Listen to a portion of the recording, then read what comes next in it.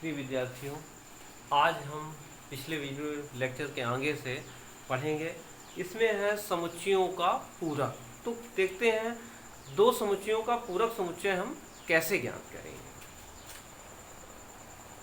तो किसी समुच्चय का पूरक समुच्चय क्या होता है। मान लीजिए कि U कोई सात्विक समुच्चय है। सात्विक समुच्चय के बारे में आपने पीछे पढ़ा है कि ऐसा समुच्चय जिसके विचाराधीन अन्य सभी समुच्चय उप समुच्चय हों, तो ऐसे समुच्चय को सात्विक समुच्चय कहते हैं। तो यदि U एक सात्विक समुच्चय है और A U का उप समुच्चय है, तो अगर हम A के पूरक को A' से व्यक्त करेंगे तो A' इक्वल टू ये होता है A का पूरक। तो ऐसे अवयव मतलब x सच दैट x इस प्रकार से है कि जो x है वो किसका अवयव है, u का है, लेकिन a का नहीं होना चाहिए। x such that x belongs to u व x does not belongs to a। मतलब a में नहीं है, u में है किंतु a में ना हो। तो इसको हम अगर वेन आरेख से समझें तो ऐसा समझ सकते हैं। जैसे मान लेते हैं कि ये सात्विक समुच्चय को हम चौकोर डिब्बे के अंदर बताते हैं, ये U कहला गया सात्विक समुच्चय, ये सबसे बड़ा, ये पूरा U। A मान लेते हैं कि ये इस तरह से A क्योंकि उप समुच्चय है, और अगर कोई भी उप समुच्चय होगा तो उसका वेन आरेख उसके अंदर बनेगा जिसका कि वो उप समुच्चय है। तो ये A हुआ। अब हम बात करेंगे A का पूरक। तो ऐसी जगह आप बताइए जो U में तो है, मतलब x बिलोंग्स टू U की जगह है लेकिन A की नहीं है, x does not belongs to A। मतलब U के अंदर होना चाहिए किंतु A में नहीं होना चाहिए। देखिए अगर हम इस जगह को लेते भी तो A के अंदर आएगी, तो A के बाहर चाहिए, x A में नहीं है। तो ऐसी जगह देखें जो A के बाहर है, ये जगह है। तो ये जो हम देख रहे हैं, तो ये जो जगह दिख रही है वो U के तो अंदर है, मतलब x बिलोंग्स टू U। ये जगह U में है लेकिन A में नहीं है, तो ये कहला गया A' का वेन आरेख, A के पूरक। अब देखिए कुछ इसको उदाहरण के माध्यम से समझते हैं। देखिए उदाहरण नंबर 20 देखें आप।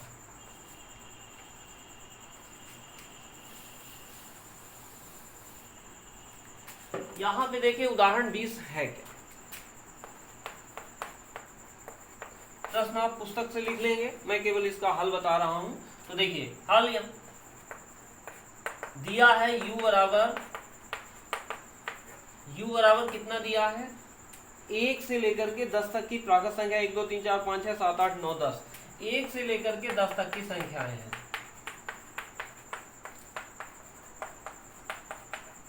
और a बराबर क्या दिया है, जो a दिया है वो है 1 3 5 7 9।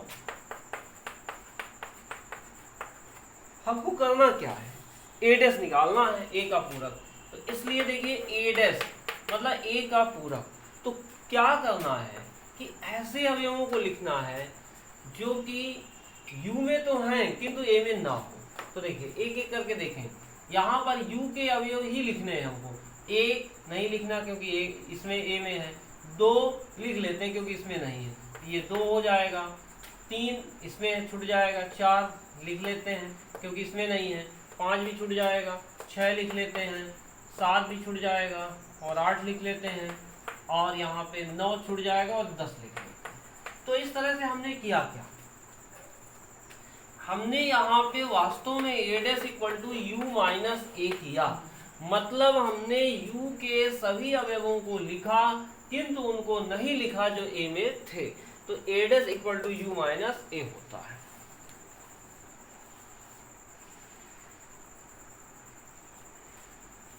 अब देखिए यहाँ पे आप पूरक इसके कुछ गुणधर्म देखें, पूरक समुच्चयों के गुणधर्म। इसमें देखिए पेज नंबर 24 में दिया है। तो देखिए यहाँ पे पहला गुणधर्म देखें,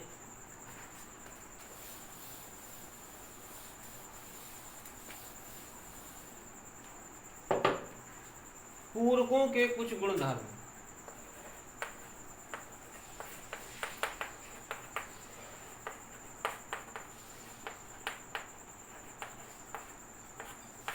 तो क्या पहला देखें, पहला है पूरक का नियम। पूरक नियम, इसमें है पहला वाला है, दो है इसमें, A union A dash equal to U. ऐसा कैसे, देखिए हम इसको समझते हैं वेन आरेख से। मान लेते हैं कि ये यू हो गया और ये ए हो गया, तो ए डैश कहाँ है, ए के बाहर है, इधर है ए डैश। तो ए और ए डैश का यूनियन मिला दिया जाए, मतलब ए भी ले लिया जाए और ए डैश, ए का मतलब इसको भी लेना है ए को, और ए डैश का मतलब ए को छोड़ने के बाद ये ए डैश कहलाया, ए के बाहर का इसको भी लेना। आप क्या देखते हैं, ए को भी लेना है और ए डैश को भी लेना है, मतलब ए और ए डैश का यूनियन लेना, तो क्या मिला, यू। यू मतलब ये पूरा समुच्चय यू मिल गया ना। तो इस तरह से ए यूनियन ए डैश क्या होता है, यू होता है। इसी में देखिए दूसरा नियम भी है एक ठो, और वो ये है कि A intersection A dash, A intersection A dash equal to 5। कैसे, आइए इसको भी वेन आरेख से समझते हैं। ए इंटरसेक्शन ए डैश कैसे 5 होगा, हमको क्या करना है, उभयनिष्ठ अवयव, इंटरसेक्शन का मतलब उभयनिष्ठ अवयव देख लें।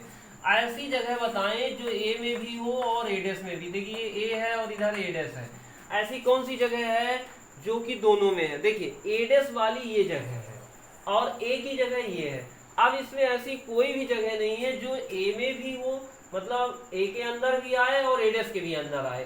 तो ये जगह तो ए के अंदर आती है लेकिन ए डैश के अंदर नहीं आती है अगर हम इस जगह को लेते हैं, और अगर हम इस जगह को लेते हैं तो ये ए डैश में आती है किंतु ए में नहीं आती है, मतलब दोनों में उभयनिष्ठ कुछ नहीं होता। तो इन नियमों को ध्यान देना है आपको कि ए यूनियन ए डैश यू होता है और ए इंटरसेक्शन ए डैश 5 होता है, इनका आगे इस्तेमाल होगा।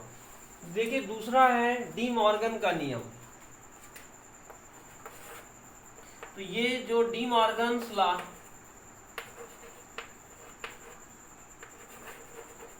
डी मॉर्गन का नियम, इसके भी दो नियम हैं। पहला है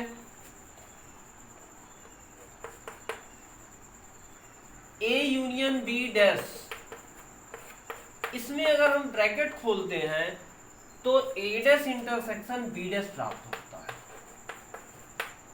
और इसी का जो दूसरा नियम है वो है A intersection B dash equal to A dash union B.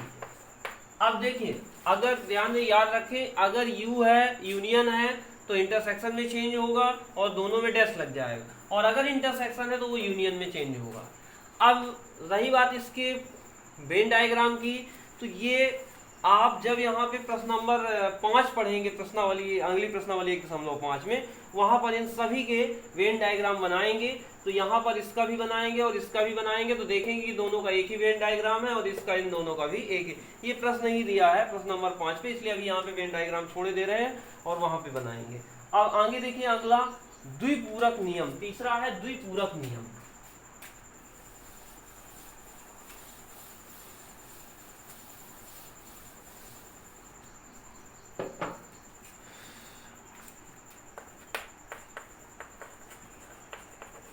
द्विपूरक नियम ये क्या है? इसका मतलब ये है कि अगर ए डैश ए के पूरक का फिर से पूरक ले लिया जाए तो हमें क्या मिलता है, ए मिलता है। वेन डायग्राम से भी स्पष्ट है। जैसे देखिए ये मान लीजिए यू है, ये ए है, अब ए का पूरक क्या कहलाया, ये ए डैश कहलाया। अब ए डैश, अब इसका फिर से पूरक ले लिया जाए ए डैश, मतलब जो ए डैश में उसको छोड़ के बाकी, तो ए डैश में जो है तो इसको छोड़ करके लिया जाए लेकिन वो यू के अंदर ही हो, तो वो ये कहलाएगा। तो ये ए डबल डैश, मतलब यहाँ पर ए डबल डैश यही आएगा जो ए आएगा। ये कुछ अभी प्रश्न आएंगे उनके माध्यम से भी सिद्ध किया जा सकता है। इसी तरह से चौथा है फाई डैश और यू डैश के नियम। तो फाई डैश बराबर यू होता है, फाई डैश बराबर यू और वाई यू डैश बराबर फाई।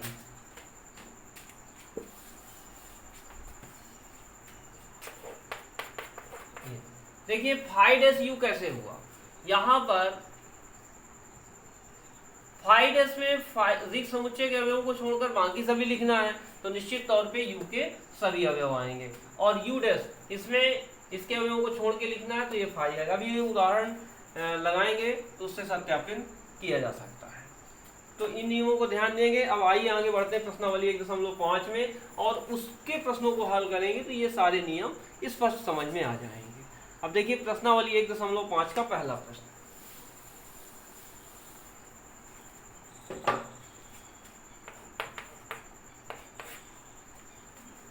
u बराबर यहाँ पे हमको दिया है 1 2 3 4 5 6 7 8 9, a बराबर 1 2 3 4, b बराबर 2 4 6 8 और c बराबर 3 4 5 6 और हमको निम्नलिखित के मान ज्ञात करना है।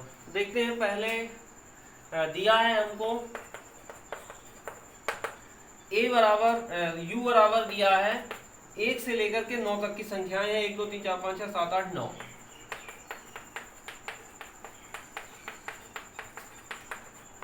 और a बराबर दिया है 1 2 3 4, b बराबर 2 4 6 8।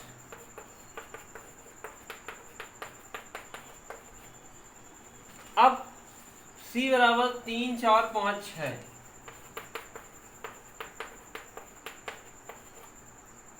अब देखिए यहाँ पे पहला प्रश्न, इसके पहले नंबर में हमको क्या चाहिए, ए डैश चाहिए, ए का ए के पूरक के लिए हम क्या करेंगे, वही u माइनस ए।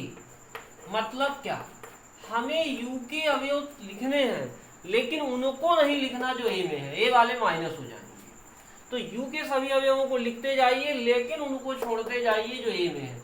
आइए लिखते हैं, u के सभी अवयवों को लिखना है लेकिन उनको नहीं लिखना जो a में आएंगे। देखिए नंबर सबसे पहले किसका नंबर है, 1 का है। 1 को क्या लिखेंगे, नहीं लिखेंगे, ये तो a में है। 2 को भी नहीं लिखेंगे, ये भी a में है। 3 को भी नहीं लिखेंगे क्योंकि ये भी a में है। 4 को भी छोड़ देंगे क्योंकि ये भी a में है। अब 5 लिख लेंगे क्योंकि 5 a में नहीं है, 6 भी नहीं है, 7 भी नहीं है, 8 भी नहीं है, 9 भी नहीं, इन सभी को लिख लेंगे तो ये हमको मिल जाएगा 5 6 7 8 9। तो ये इस तरह से ए डैश कहलाया, मतलब ए का पूरक कहलाया। तो ए का पूरक अब आप लोग अच्छे से समझ गए होंगे कि किसी समुच्चय का पूरक समुच्चय लिखने के लिए हम कैसे करते हैं, हम उसको समष्टि समुच्चय u से घटा देते हैं, अर्थात u के ऐसे अवयव लिख लेते हैं जो कि उस समुच्चय में ना हो। अब यहीं पे देखें, इसी का दूसरा प्रश्न क्या कहता है। दूसरे प्रश्न में हमको चाहिए b डैश। तो b डैश क्या है, u माइनस b। मतलब हमको अगर b का पूरक चाहिए तो b को हम u से घटा लेंगे, u के सभी अवयव लिखेंगे किंतु उनको नहीं लिखेंगे जो b में है। अब देखते हैं, 1 b में नहीं है तो 1 लिख लेते हैं, 2 तो है, फिर 4 भी है तो 2 को मत लिखना, 4 को नहीं लिखना है, 6 को नहीं लिखना है, 8 को नहीं लिखना, बाकी सब u के लिख लेना है। तो क्या क्या लिख लेंगे, 1 लिख लेंगे, 3 लिख लेंगे, 1 3 5 और हो जाएगा 7 9। इस तरह से 2 4 6 8 छूट जाएगा, तो ये आ जाएगा। तो अब देखिए इसी का तीसरा है A यूनियन C डैश। इसको कैसे करना, A यूनियन C डैश देखें तो तीसरे नंबर में पहले तो हम A यूनियन C निकाल लेते हैं, बाद में हम इसका डैश निकालेंगे। तो पहले A यूनियन C देखते हैं ये क्या मिलता है। तो A यूनियन C आप निकाल चुके हैं पिछले प्रश्नावली में। A और C का संघ चाहिए, मतलब A के भी और C के भी अवयव लिखिए। तो 1 2 3 4 और 3 4 इसमें भी है, 5 6 दोबारा नहीं लिखना है, 3 4 इसमें भी आता है, इसे एक ही बार लिखना। तो 1 2 3 4 5 6 ये तो हमको मिला A यूनियन C। अब हमको इसका पूरक चाहिए, इसलिए A यूनियन C डैश। तो U से घटा दीजिए इसको, तो क्या मिलेगा, U के सभी अवयव लिखे समष्टि, किंतु उनको मत लिखें जो A यूनियन C में है। तो A यूनियन C में क्या है, 1 2 3 4 5 6, 1 2 3 4 5 6 तक नहीं लिखना, बाकी सब लिख देना 7 8 9। तो इस तरह से इनको करना। तो इसके शेष भाग आप लोग कर सकते हैं। अच्छा एक और बता दूं, A डबल डैश, A का जो डबल पूरक है वो कैसे करेंगे। तो जो हमने अभी एडेस निकाला था उसी का 2 बार करना। देखिए 5वां प्रश्न मैं इसी का बता देता हूँ। 5वां प्रश्न कैसे करोगे, अभी अपन ने सिद्ध भी किया है कि ए डबल डैश ए होता है। तो देखिए 5वां प्रश्न, ए डैश बराबर क्या होगा। ए डैश अब भी निकाले थे फर्स्ट नंबर प्रश्न में। तो ए डैश हमको मिला था 1 2 3 4 को छोड़ करके 5 6 7 8 9, 5 6 7 8 9 ये मिला था। ए डैश यही मिला था, इसलिए ए डबल डैश। अब ए डबल डैश का क्या मतलब है, इस ए पूरक का ए पूरक, मतलब आपको करना ये है कि जो ए डैश के अवयव हैं इनको छोड़ते हुए यू के सभी अवयव लिखना। तो अब इस बार 5 6 7 8 9 को छोड़ना है और बाकी के यू के अवयव लिखना 1 2 3 4। तो ये लिख देते हैं 1 2 3 4। तो हमने क्या देखा, हमने ये देखा कि ये तो वही है जो समुच्चय ए है, क्योंकि समुच्चय ए में 1 2 3 4 है और ए डबल डैश में भी वही मिल गया 1 2 3 4। तो बराबर हम क्या लिख देते हैं ए। तो इस तरह से हमने अभी इसको नियम में भी पढ़ा था कि ए का जो द्विपूरक है, 2 बार पूरक है, वो खुद ए होता है। अब देखिए इसी तरह से देखिए इसका दूसरा नंबर,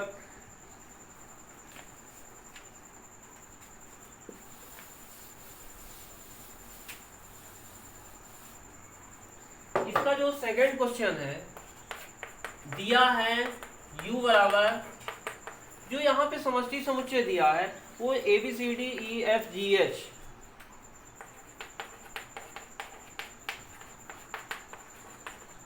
और हमको करना क्या है, पूरक निकालना है।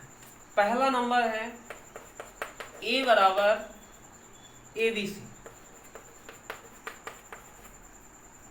तो इसलिए ए डैश ए का पूरक u माइनस ए हो जाएगा। तो ऐसा करिए कि जो ए में है ए बी सी, इसको छोड़ के बाकी u से देख के लिख दो। ए बी सी को छोड़ो, ए बी सी को छोड़ करके बाकी क्या बचता है D E F G H, इसको लिख लेना डी ई एफ जी, ये हो गया ए डैश। दूसरा नंबर और तीसरा और चौथा बिल्कुल इसी तरह से आप कर लेंगे। दूसरे में क्या है डी ई एफ जी है, तो डी ई एफ जी को छोड़ करके बाकी जो बचेगा वो यू से देख के लिख लेना है। आइए अब तीसरे प्रश्न को हल करते हैं।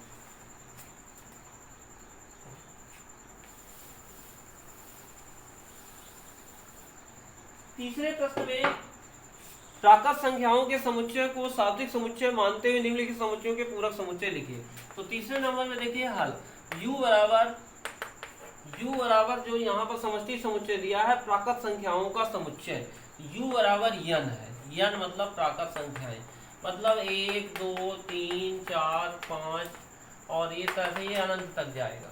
तो ये इसको u लेना है। अब इसमें देखिए पहला नंबर, पहले नंबर में इस समुच्चयों के कुछ नाम नहीं रखे, आइए इनका कुछ नाम रख देते हैं ए बी सी डी। तो मान लेते हैं इसको a बराबर x इस प्रकार है कि x एक सम संख्या, एक प्राकृत सम संख्या है। x एक प्राकृत सम संख्या है।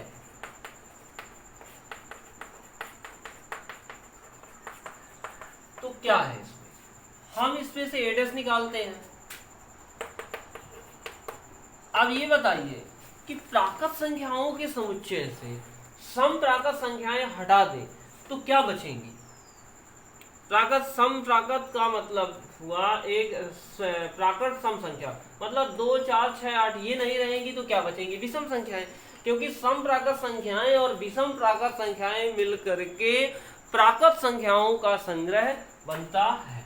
तो हम इसको लिख सकते हैं a डैश x इस प्रकार है कि x एक विषम प्राकृत संख्या है।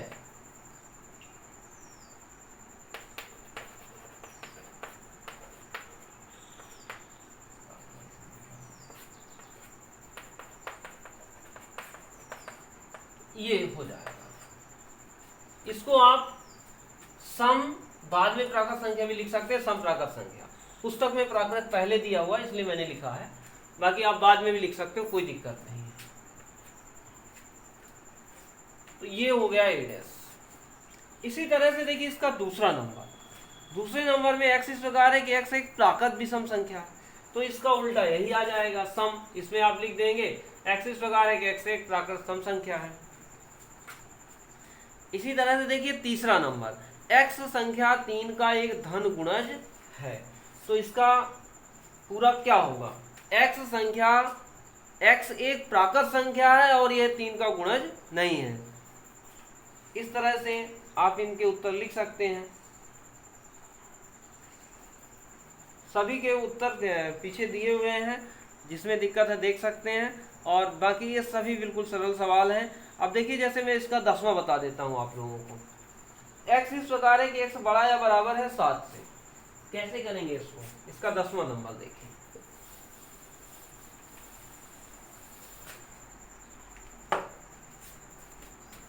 इसके 10वें नंबर में x such that x greater than or equal than 7, नाम कुछ नहीं दिया, इसका नाम दे देते हैं a।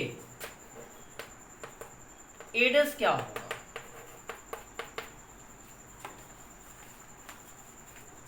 देखिए इसमें आएगा क्या, 7 से बड़ी प्राकृत संख्याएं, 7 व 7 से बड़ी प्राकृत संख्याएं। अगर हम इसको रोस्टर फॉर्म पे लिखें तो हम क्या लिखेंगे, 7, x इस प्रकार के x बड़ा है 7 से, तो मतलब ये हो जाएगा 7, 8, 9, 10 और ये बढ़ता जाएगा इस तरह से अनंतता।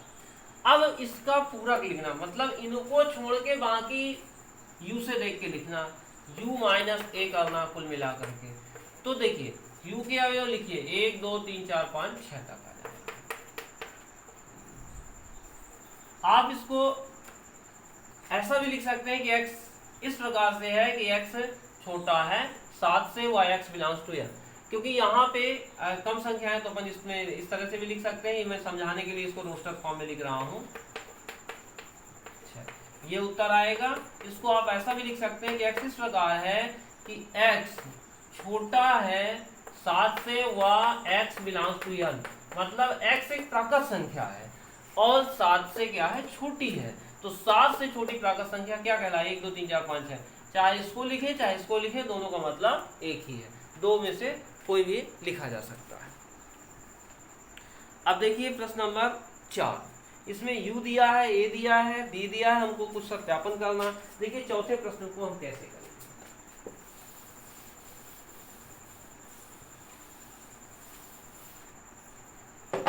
चौथे प्रश्न में देखें, दिया है u बराबर 1, 2, 3, 4, 5, 6, 7, 8, 9,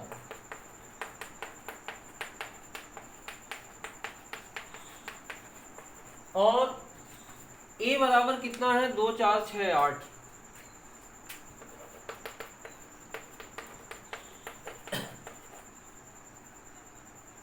b बराबर है 2, 3, 5, 7।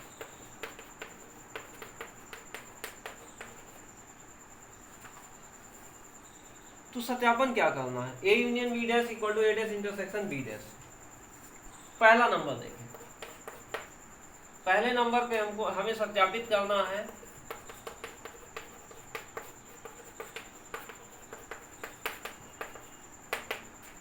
a union b dash equal to a dash intersection b dash. De Morgan's law, De Morgan का ये नियम है। आइए इसको कैसे करते हैं। सबसे पहले a यूनियन b निकालेंगे, बाद में इसका डैश निकालेंगे। चाहे तो पहले a डैश और b डैश भी निकाल सकते हैं। तो देखते हैं, यहाँ a यूनियन b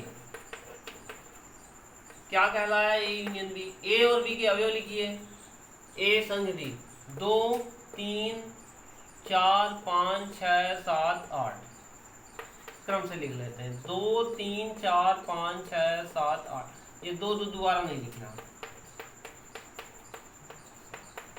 ये तो मिल गया a यूनियन b। इसलिए a यूनियन b का डैश क्या होगा, इनको छोड़ के बाकी u से लिख दो, 2, 3, 4, 5, 6, 7, 8 छोड़ो, तो 2, 3, 4, 5, 6, 7, 8 छोड़ो, 1 और 9 बचता, ये हो गया 1 और 9। ठीक है, इसको समीकरण नंबर 1 डाल दो। इसके बाद क्योंकि ये बायां पक्ष है, a यूनियन b का डैश है, अब हम दाहिना पक्ष निकालेंगे, पहले a डैश फिर b डैश फिर दोनों का इंटरसेक्शन। तो a डैश क्या होगा, पुनः a डैश बराबर क्या मिला, ए डैश, ए में जो है उसको छोड़ के बाकी लिख लो। ए में क्या है, 2 4 6 8 छोड़ दो, तो 2 4 6 8 छोड़ोगे 1 1 3 5 7 9।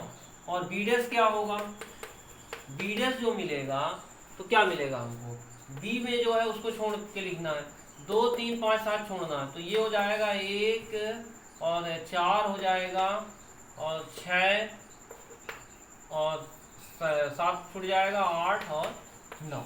अब ए डैश इंटरसेक्शन बी डैश दोनों के उभयनिष्ठ अवयव चाहिए। ए डैश दोनों के उभयनिष्ठ अवयव क्या मिलेंगे, देखिए एक दोनों में मिल रहा है और बाकी ये तो नहीं मिल रहा है, 9 मिल रहा है। क्या मिला, 1 9, मतलब यही मिल रहा है 1 9। तो ये हमारा इसका उत्तर भी 1 9 आया और इसका भी क्या आया, 1 9 आया। दोनों क्या हो गए, बराबर हो गए। बस एक लाइन बची है इंटरसेक्शन, मैं यहाँ मिटा के लिख देता हूँ और उसको हम समीकरण 2 डालेंगे, समीकरण 1 और 2 से ये सिद्ध हो जाएगा। तो ये हो जाएगा। अच्छा, इसका दूसरा भाग आप इसी तरह से कर लेंगे।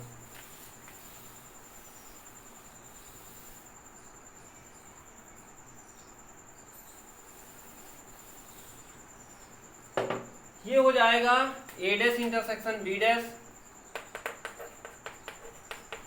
बराबर क्या मिलेगा, 1 9। उभयनिष्ठ अवयव इन दोनों के, इसको समीकरण नंबर 2 डालो। आता है 1 और 2 से क्या मिला, समीकरण 1 और 2।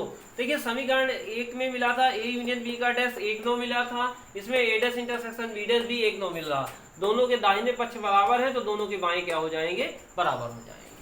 तो इसमें लिख देंगे समीकरण 1 और 2 से ए यूनियन बी डैश बराबर ए डैश इंटरसेक्शन बी डैश, सिद्ध हो गया। इस तरह से आप इसको लिखिए। ठीक इसी तरह से इसका दूसरा भाग हल कर लेंगे।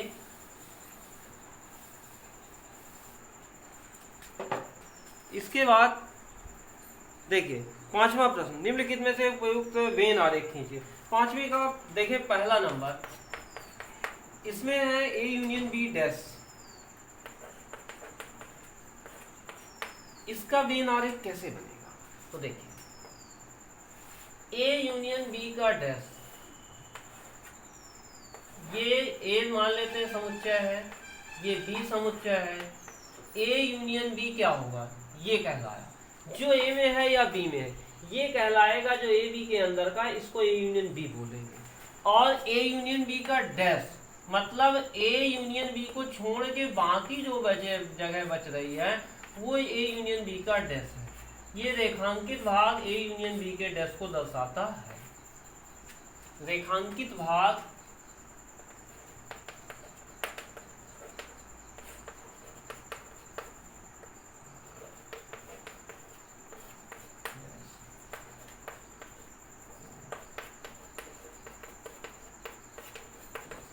रेखांकित भाग मतलब जिस भाग में हमने ये रेखाएं खींची हैं वो भाग ए यूनियन बी के डैश को दर्शाता है। और दूसरा क्या है, इसमें सेकंड नंबर में हम देखते हैं, इसमें हमें निकालना है ए डैश इंटरसेक्शन बी डैश। देखिए इसका वेन आरेख देखें तो इसमें देखिए ए डैश और बी डैश। ए डैश का क्या मतलब है, जो ए के बाहर है, ए में नहीं है और यू में है, तो ए डैश का मतलब ए की जगह, इसकी जो जगह इसको छोड़ के इसके बाहर का, इसके बाहर का मतलब है कि ये बी में भी, यहाँ भी हो सकता है, यहाँ भी हो सकता है, यहाँ कहीं भी, सिर्फ ए में नहीं चाहिए। ए डैश का मतलब ए के बाहर का। बी डैश, बी डैश का मतलब है बी के बाहर का, मतलब इस बी को छोड़ करके वो बी के बाहर कहीं भी यू के अंदर हो सकता है। तो इसके बाहर चाहिए तो इसके बाहर ये वाली जगह भी है, ये वाली भी जगह है। लेकिन यहाँ पर कह रहा है इंटरसेक्शन, मतलब जो अभी हमने बाहर बाहर की जगह ली है उसमें से उभयनिष्ठ जगह, मतलब ऐसी जगह जो ए के भी बाहर है और बी के बाहर है, किसी के अंदर नहीं है, वो स्पष्टता ये जगह है। क्योंकि ए डैश मतलब ए के बाहर, बी डैश मतलब बी के बाहर, इंटरसेक्शन का मतलब है जो उभयनिष्ठ है, मतलब जो दोनों में, मतलब जो दोनों के बाहर है, ए की भी बाहर और बी के भी बाहर, मतलब ना तो ए के अंदर की जगह है ना बी के अंदर की जगह है। निश्चित तौर पे इसको, इस जगह को हटाने के बाद बाकी की जो जगह बची है वही जगह है यहाँ पे। और ये हमारा जो रेखांकित भाग होगा वो इस तरह से होगा, ए और बी दोनों के बाहर होगा। हमने क्या देखा, हमने यहाँ पर ये देखा कि जो पहले वेन आरेख बना था, जो अभी बना, दोनों सेम है। वास्तव में हुआ क्या यहाँ पर ए यूनियन बी का डैश ए डैश इंटरसेक्शन बी डैश के बराबर होता है। वास्तव में यही डी मार्गन्स लॉ है, जिसको हमने बोला था कि प्रश्न नंबर 5 में इसको सिद्ध करेंगे। तो इस तरह से यहाँ पर ये दोनों के वेन आरेख एकदम समान होंगे। वास्तव में ये दोनों समुच्चय एक समान है, बराबर हैं। इसके बराबर ये होता है, इसलिए दोनों का वेन आरेख एक जैसा बन रहा है। इसको भी हम लिख देंगे रेखांकित भाग ए डैश इंटरसेक्शन बी डैश को दर्शाता है। तो ये इसी तरह से बिल्कुल आप दूसरा वेन आरेख बना लेंगे। ए इंटरसेक्शन बी का डैश उसको आप बना लेंगे, और ए डैश यूनियन बी डैश, ये भी दोनों एक समान बनेंगे। अब देखिए छठवां प्रश्न है। मान लीजिए कि किसी समतल में स्थित सभी त्रिभुजों का समुच्चय सात्विक समुच्चय है। मतलब जितने त्रिभुज हैं वो समतल में स्थित सात्विक समुच्चय U हैं, तो ए उन सभी त्रिभुजों का समुच्चय जिनमें कम से कम एक कोण 60 अंश से भिन्न है। तो ए डैश क्या है? तो बस उनको छोड़ दीजिए। मतलब कहने का ए डैश जो है उन सभी त्रिभुजों का समुच्चय है जिनका प्रत्येक कोण 60 अंश है, और प्रत्येक कोण 60 अंश है। 60 अंश अगर हैं, किसी त्रिभुज के तीनों कोण 60 अंश के हैं, तो निश्चित तौर पे वो समबाहु त्रिभुज बनेगा, क्योंकि उसकी तीनों भुजाएं क्या हो जाएंगी? बराबर हो जाएंगी। यदि उस त्रिभुज के तीनों कोण बराबर हैं तो आपका उत्तर हो जाएगा ए डैश उन सभी समबाहु त्रिभुजों का समुच्चय होगा। आपको ये लिख देना है, पीछे आंसर शीट में दिया हुआ है। अब देखिए 7वें नंबर में निम्नलिखित कथनों को सत्य बनाने के लिए रिक्त स्थानों की पूर्ति कीजिए। तो 7वां प्रश्न कैसे करेंगे देखिए।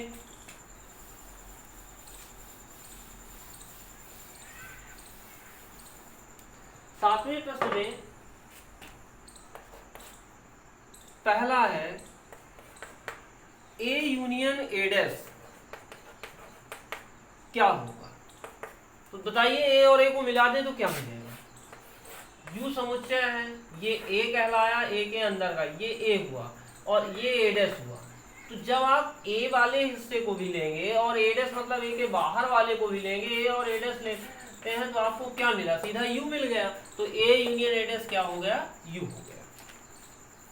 फाई डैश इंटरसेक्शन ए, दूसरा फाई डैश इंटरसेक्शन ए, मतलब जो इसमें है और इसमें है वो क्या हो? सबसे पहले देखते हैं फाई डैश क्या होता है। तो फाई का पूरक यू होता है। फाई डैश बराबर क्या होता है? यू। अभी आपने पढ़ा है पीछे गुणधर्म में। तो इसका मतलब ये हुआ कि इसको हम ऐसा भी लिख सकते हैं, फाई डैश को हम क्या लिख सकते हैं? यू। You intersection A. अब हमको उभयनिष्ठ अवयव चाहिए, जो यू में भी है और ए में भी। निश्चित तौर पर ए के अवयव आएंगे, क्योंकि ए इसका उप समुच्चय है, ए यू का उप समुच्चय है। तो उप समुच्चय में उभयनिष्ठ अवयव लेंगे तो उप समुच्चय वाले सभी आ जाएंगे। तो इसमें आपको क्या भरना है? ए भर देना है दूसरे नंबर पे। तीसरे नंबर पे क्या फिलअप होगा? इसके तीसरे नंबर में ए intersection A dash, A intersection A dash क्या भरेंगे इसमें? ए और ए में, ए डैश में उभयनिष्ठ क्या कुछ मिलेगा? जैसे मान लेते हैं ये यू है, ये ए कहला, ए समुच्चय है, ये बाहर का ए डैश, उभयनिष्ठ चाहिए। ए में भी है और ए डैश में भी है, मतलब दोनों के उभयनिष्ठ जगह में कुछ नहीं मिलेगा, क्योंकि अगर वो ए के अंदर है तो निश्चित तौर पर ए डैश में नहीं है, और जब ए डैश में है मतलब ए के बाहर है तो ए के अंदर नहीं है। ऐसी जगह दोनों जगह नहीं हो सकती है, जो कि ए में भी और ए डैश में भी। निश्चित तौर पे इसका उत्तर रिक्त समुच्चय होगा, फाई होगा। इसको फाई लिख देना। चौथे नंबर पे क्या फिलअप होगा? इस पे यू डैश इंटरसेक्शन ए। तो यू डैश इंटरसेक्शन ए, वास्तव में यू डैश किसके बराबर है? यू डैश होता है फाई के बराबर। अभी आपने गुणधर्म में सीखा है। तो यू डैश किसके बराबर हो जाएगा? फाई। तो यू डैश का मान फाई हो गया, तो ये फाई इंटरसेक्शन क्या हो गया? ए। फाई और ए में कुछ भी उभयनिष्ठ नहीं होगा, क्योंकि इसमें कोई भी अवयव नहीं है। तो इस तरह से इसका उत्तर क्या आ जाएगा? फाई। तो आप इसमें फिल कर लेना, भरना यू, ए, फाई और फाई। इस तरह से आज बस इतना ही, फिर आगे देखेंगे।